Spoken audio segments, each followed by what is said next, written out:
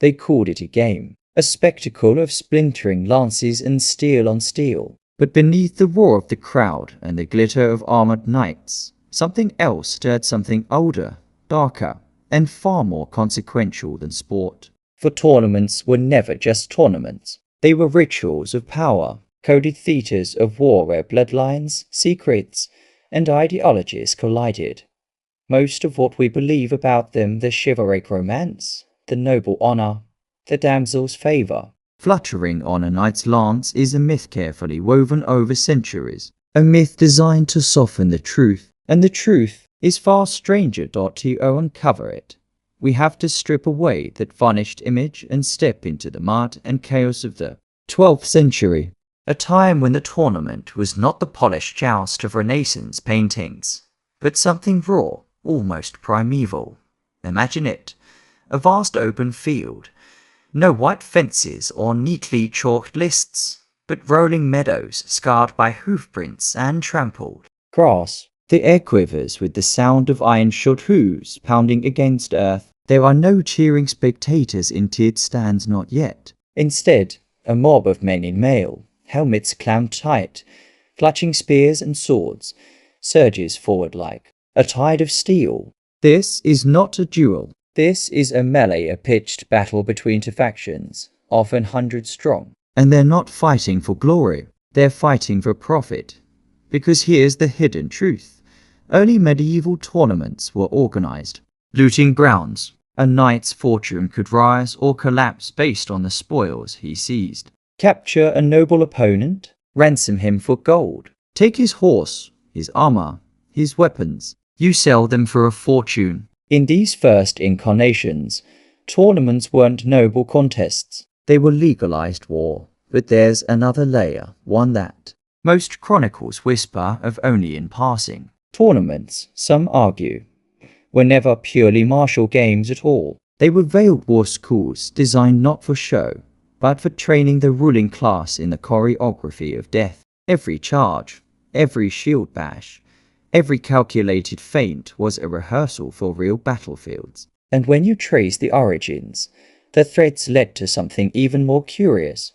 The influence of older, almost ritualistic traditions, Germanic warrior cults, Roman gladiatorial echoes, and perhaps, if you dig deep enough, something pie Christian. Consider this. The word tournament comes from the old French tourner, meaning to turn. But in some of the earliest texts, the turning wasn't just physical. It suggested a turning of fate, of fortune, a wheel in motion. Was this spectacle meant only to entertain or to mirror cosmic order, to stage in blood and pageantry the eternal struggle between chaos and hierarchy? Let's not forget what lay at the heart of these gatherings, the code of chivalry. Or rather, what would become that code? Today we picture it as rigid knights bound by honor, vows, and virtue. But in its infancy, it was anything but pure. The earliest tournaments blurred the line between ritual and lawlessness. Chronicles speak of knights trampling peasants in their charge, of villages burned as collateral damage. And yet, the same men kneeled before relics, swore oaths on holy bones, and invoked the Virgin's name before riding into the fray. Hypocrisy, or something deeper, a belief that spilling blood in ritualized combat could sanctify the warriors. So, now, let's focus on the joust, the so-called king of knightly games. Most people imagine it as the tournament itself. But here's the truth. In the early days, jousting was merely an opening act, a prelude to the grand melee. Two knights charging down a narrow lane, lances leveled, hoping to shatter them on each other's shields. It was brutal. Yes, but it lacked the chaos of mass combat. Yet, strangely, this one-on-one clash began to overshadow the melee over time. Why? Some historians argue it was economics. Individual jousts were safer, easier to regulate, and less likely to spiral into full-scale bloodshed. But others suspect a more symbolic motive. The joust distilled something primal, to warriors facing each other like mirrored archetypes, valor against valor, order against disorder. And in that moment, As splinters flew and crowds gasped, it was as if the entire spectacle collapsed into a single, perfect image of honor, or what passed for it. But here's where it turns strange. Buried in the margins of 13th century manuscripts, in the illuminations of codices like the Codex Manesse, we find patterns, geometric symbols etched into the borders of tournament scenes. Spirals, interlaced knots, even diagrams that resemble astronomical charts. Why would depictions of knightly sport include motifs echoing the zodiac? Or older, pagan sigils? Could it be coincidence, mere decoration? Or were these events entwined with a deeper cosmology, one that saw combat not as mere pastime, but as an earthly reflection of celestial order? Consider this. In some tournaments, the field itself was marked not arbitrarily, but with lines and boundaries resembling sacred geometry, circles, quadrants, alignments with solstice points. And the prize, often a lady's token, could be traced back to fertility rites older than Christianity. Was the joust, then, not just a contest of arms, but a remnant of something more ancient, eh? Ritual ensuring the turning of seasons, the fertility of the land, the stability of the realm. And what of the armor? We think of it as mere protection, but the finest suits gleaming, polished, etched with patterns, were almost talismanic. Sigils carved into breastplates, invocations hidden inside helmets, relic fragments sewn into surcoats. Knights didn't just ride into combat armored in steel, they rode armored in symbols, to ward off not just the enemy's lance, but fate itself. Yet, for all its ritual grandeur, the tournament was dangerously lethal. Even chronicles tell us of knights unhorsed and trampled, of splintered lances driving through visors and eyes. Even kings were not immune.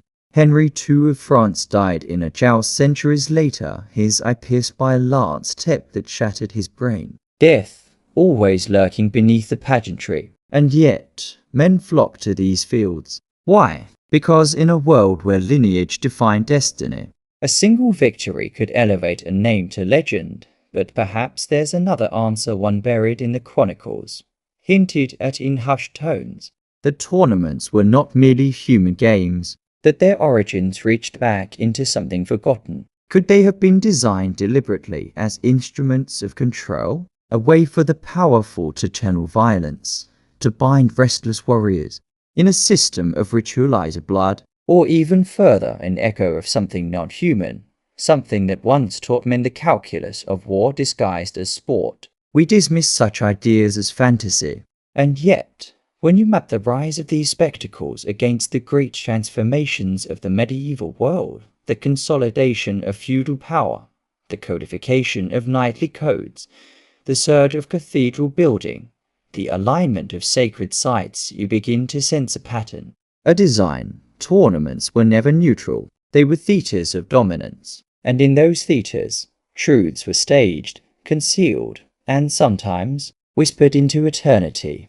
This completes part 1. I am ready for part 2 when you are. Next steps. I can now write part 2 and part 3 140-150 words each in the same tone, continuing the narrative arc with rising tension, exploring secret tournament codes, banned contests, royal propaganda, blood oaths, and how these games shaped Europe's destiny. They called it honor, but beneath the polished veneer of courtesy, tournaments concealed a brutal reality, a reality that kings and princes would soon learn to weaponize. By the dawn of the 13th century, these gatherings had evolved into something far more dangerous and far more political than anyone dared to admit. The melee still reigned supreme, but the joust was gaining prestige, drawing nobles into private contests where eyes could linger on more than the clash of steel eyes that belonged to rulers, watching, judging, measuring men like pawns in a Game of Thrones. Because tournaments by now had become arenas of influence. Here, loyalty could be tested under the guise of sport. Here, alliances were brokered, feuds were ignited, and entire bloodlines rose or vanished in the wake of a single broken lance. Picture the scene, a field marked not just for combat, but for display. Great pavilions rise like gaudy temples, draped in silks imported from the east, the scent of saffron and roasted meat hanging heavy in the air. Heralds, clad in the livery of their lords, strut through the throng announcing names like spells each, name carrying weight, each banner a cipher of blood and ambition. This is no mere tournament. It is a theatre of power. But power, in the Middle Ages, was a fragile thing. And tournaments, though staged as games, could and often did spill into chaos. Consider the Quintin of Neuss in 1241, where what began as a chivalric display ended in a massacre. A feud ignited in the lists turned to open slaughter, leaving bodies strewn across the field and nobles nursing grudges that would echo for decades. Was this an accident, or something deeper, a deliberate provocation engineered under the cover of ritual combat? You see, tournaments offered something no council chamber ever could: plausible deniability. A lance thrust too far, a misjudged strike, and an enemy could vanish in the swirl of dust and steel. Kings understood this. They understood it so well that by the late 12th century, royal decrees began to appear not to outlaw tournaments, but to control them. Licenses were required, rules codified, and penalties enforced. Out of necessity, they began crafting a law for war games. But with law came something else: pageantry. For the church had begun to frown on these blood-soaked spectacles, branding them sinful, even demonic. Popes thundered from pulpits, threatening damnation to those who fell in tournaments. Did that stop them? Hardly. It only drove the game deeper into ritual. Knights began invoking saints before combat, wearing holy relics in their armor, commissioning priests to bless the lists. And in the margins of these blessings, something stranger began to creep in: a fusion of Christian iconography with symbols that had no place in any scripture. Take the Livre des Tourneys, a 15th century manuscript depicting tournament scenes in exquisite detail. Look closely, and you'll see it. Geometric diagrams hidden in the borders, symbols arranged like constellations. Were these merely flourishes of medieval art or fragments of a code? Some argue they represent the alchemy of war, the attempt to harmonize the violence of men with the imagined order of the cosmos. Others whisper of something older, something inherited from a time before Christendom, when warriors fought not just for land or glory, but to reenact celestial myths. And then there were the codes, the secret oaths sworn in hushed tones before banners. Chivalry, as we know it, was a patchwork of these vows, but the earliest were far darker than the polished ideals we celebrate today. Some chroniclers suggest that certain knightly orders, those who dominated the tournament circuit, wove their own creeds, binding members to secrecy under threat of eternal damnation. What were these oaths? Loyalty. Yes, but to whom? To a king? A faith? Or something more esoteric? Because here is where the story takes a turn. The rise of tournaments coincided with another phenomenon: the emergence of esoteric brotherhoods among the warrior elite. We know their names now only in fragments: les chevaliers noirs, the Black Knights, whispered of in romances as villains, yet shadowed by hints of reality. They appeared at the edges of the lists, cloaked in anonymity, their shields bearing symbols unrecorded in any heraldic roll. They fought with precision, with purpose, and when the dust cleared, they vanished.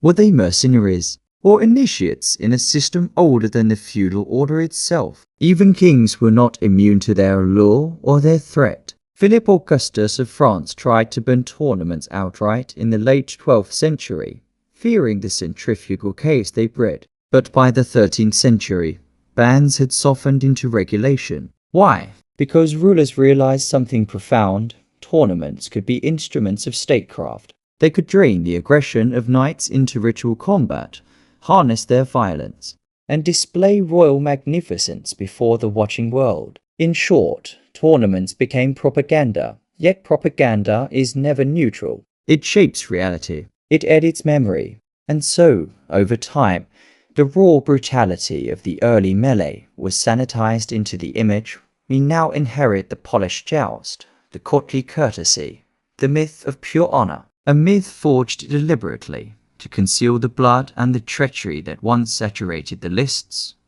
But not all truths stayed buried. Scattered through the archives are anomalous fragments of parchment bearing strange diagrams, tournament rules inscribed with clauses that make little sense, accounts of contests held at night under torchlight, where the prizes were not gold or glory but relics, objects said to contain power. What were these objects? No one can say for certain, but the chronicles speak of swords that never dulled, rings inscribed with words that no cleric could translate, even bones of saints, though whose saints? No one dared to ask. And then there are the deaths, not the common accidents, the splintered lance through the eye, the crushed ribcage, but deaths that seem ritualized. A knight found with a sigil burned into his flesh, another whose armor bore no breach, yet whose body was blackened as if by fire. Were these mere inventions of chroniclers hungry for drama, or traces of something deeper, a hidden current flowing beneath the bright surface of the tournament? Even the church, in its fury, seemed to sense this. Papal bulls thundered against tournaments not merely for their bloodshed, but for their heathen excess, a phrase that lingers like a ghost. What excess? Was it the wild revelry, or something else? Rites performed in the shadows of the lists, invocations spoken in tongues no priest could comprehend. By the late Middle Ages, the tournament had become almost unrecognizable from its origins. The melee faded into memory, replaced by the formal joust, orderly, rule-bound, spectacular. But the transformation was not innocent. It was an act of erasure, a rewriting of history to bury the chaos, the pagan echoes, the forbidden knowledge entwined with these games. And yet, if you look closely, the traces remain in manuscripts, in architecture, even in language. The question is, what were these games really for? To train warriors? To entertain kings? Or to sustain something older, a tradition too dangerous to name, hiding in plain sight behind the clash of lances and the flutter of silken banners? This is where the trail begins to twist. Because when you follow these fragments to their logical end, you find yourself not in the lists of Christendom, but standing at the edge of an abyss where tournaments cease to be mere sport and become something stranger, a ritual of power designed to bind chaos, to manipulate fate, and perhaps to speak to forces beyond the human. And that, perhaps, was the greatest secret of all. By the 15th century, the tournament had reached its zenith, a polished jewel glittering in the crown of aristocratic culture. But like all jewels, it had sharp edges. Behind the pomp and splendor lay something that kings, priests, and poets conspired to obscure. The tournament was not dying of irrelevance. It was being strangled, silenced. The official story tells us that gunpowder ended it, that the clash of knights on horseback could not withstand the roar of cannons and the drill of infantry. The tournaments faded, quaint relics of a chivalric age that outlived its purpose. But history, as always, is a mask. Remove it, and what you see is not a gentle decline, but a calculated purge. Why? Because by the late Middle Ages, tournaments had grown too dangerous not on the field, but in the shadows. They had become a breeding ground for secrets, for rivalries, too volatile for open war. Beneath the canopy of pageantry, men plotted, oaths were forged, whispers spread like smoke, and in those whispers there were rumors of rites performed in midnight lists, of circles drawn in chalk, of blood spilled not in combat, but in offering. We laugh at such things now, dismiss them as superstition. But the chroniclers did not laugh. They recorded, in careful, almost fearful language, stories of knights who vanished after winning a tourney swallowed by orders whose names were never spoken aloud. Stories of contests where the prize was not a lady's token, but a key, a literal key, wrought in iron, etched with sigils no blacksmith could explain. What did these keys open? No one knows. No one dares to claim they do. And then there are the patterns, the ones etched into manuscripts, carved into the stone of tilting yards, woven into the tapestries that adorn the lists, spirals, interlocking circles, diagrams of uncanny precision, astronomical, alchemical, or something beyond either. Why did a game of war demand the language of geometry and the silence of symbols? Unless the game itself was never just a game, consider this. The tournament flourished alongside another phenomenon, the rise of cathedral building. Both demanded immense resources, intricate design, and a sense of cosmic harmony. Both were theatres of ritual, staging order against chaos, light against darkness. And both, curiously, seem haunted by the same geometry, the same alignment to celestial patterns, the same obsession with perfection, as if mirroring some higher law. Was it coincidence? Or were the tournaments, like the cathedrals, instruments in a vast architecture of meaning, one designed not merely for glory, but for control? By the early 16th century, something shifted. Tournaments grew fewer, their rules tighter, their symbols less visible. The church tightened its grip, kings centralized their power, and the lists, once raw fields of chaos, became gilded stages for polite sport. The blood was scrubbed clean, the secrets hidden, the myth of chivalry burnished until it gleamed. And then, as if on cue, the age of tournaments ended, not in ruin, but in silence, and yet they never truly vanished. They linger in our language, in our stories, in the rituals of our modern world. Every duel of honor, every spectacle of controlled violence, every sporting event staged as a battle of titans, echoes of a forgotten game whose roots reach deeper than we care to admit. A game that may have begun as war training, or as something far older, something designed to bind power in ritual, to summon forces that men barely understood, and to offer, in the crash of lances and the thunder of hooves, a glimpse of the eternal struggle between order and chaos. We stand centuries removed, yet the question remains, sharp as a lance point. What were these tournaments truly for? To entertain? To discipline? To consecrate power? Or to keep alive a knowledge so dangerous that it had to be buried beneath layers of myth and pageantry? Perhaps the answer is lost. Or perhaps it waits in the manuscripts that still lie locked in monastic vaults, in the sigils carved into stones that no scholar can decipher, in the dreams of those who feel, even now, that history is not what we were told. And if one day someone turns the right key, if one day the geometry hidden in those tapestries is solved, the code of those banners broken, perhaps the tournament will return, not as a sport, not as a game, but as what it was in the beginning, a ritual to shape destiny itself. The tilt yard is empty now. The banners have rotted. The hooves are silent. The lances splintered into dust. And yet, listen closely. In the hush of twilight, beyond the murmur of time, you might still hear it, the echo of steel, the cry of the herald, the wheel of fate turning once more. And so we close this chapter, but remember, history rarely ends. It waits. And when it returns, will we even recognize it? Or will we, like those before us, mistake the ritual for a game? The field is clear, the truth remains, and the question is yours to carry. Thank you for walking these forgotten lists with me. If this story unsettled you, if it left you with questions that burn like sparks in the dark, good, that means you're ready for the next mystery. Until then, stay curious, and never stop listening for the echoes.